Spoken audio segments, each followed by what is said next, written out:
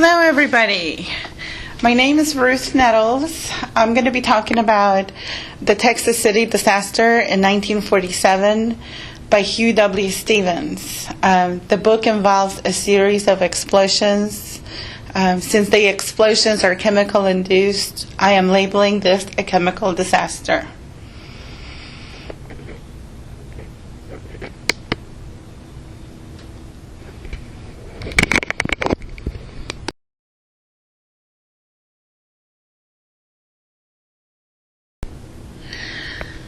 The French vessel docked in Pier O was a French vessel known as the Grand Camp.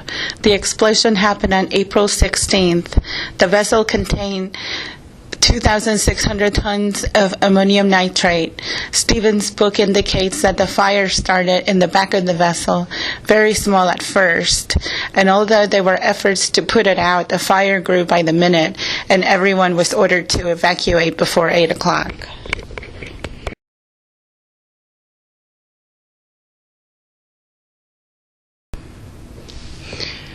By the time the fire department got there was a lot of smoke, so visibility was a factor. But I just wanted to talk about the surrounding industrial area. It contained 4 oil refineries, 2 gasoline aviation plants, a grain elevator, cotton compress, and team production warehouse. I have highlighted the companies around the industrial area, the holding tanks around the area have the circle C. The second explosion happened on April 17th. Now the High Flyer, another vessel, exploded 16 hours later.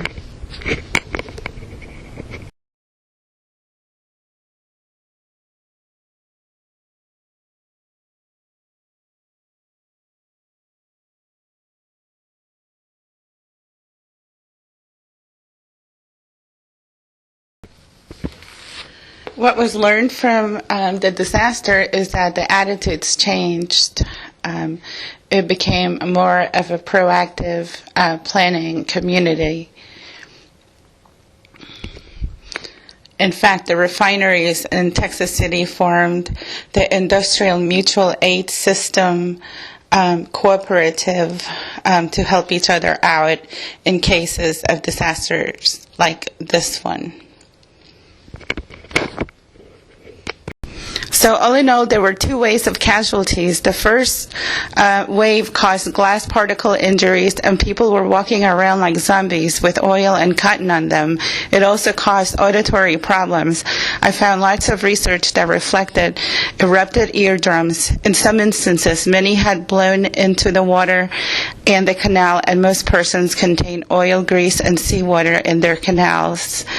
One person had a huge piece of glass, and that was very terrible for this person. The ear canals were filled with styrene and a synthetic compound manufactured in the industrial plaza. The second explosion ejected the Longhorn onto the dock area.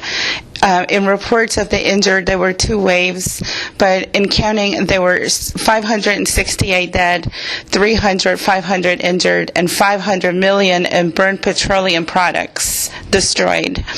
Embalming had to be done to control the dead people. They were designated to a gymnasium area as a morgue. Some of the descriptions were open head, clothes blown off, and some of the arms and legs were severely twisted on the dead bodies. In review of the safety procedures, they found ammonium nitrate was carried in bags and not labeled. Sometimes paper bags were used rather than safety containers that are now mandated by Department of Agriculture. This is a picture after both explosions, the aftermath of the ports.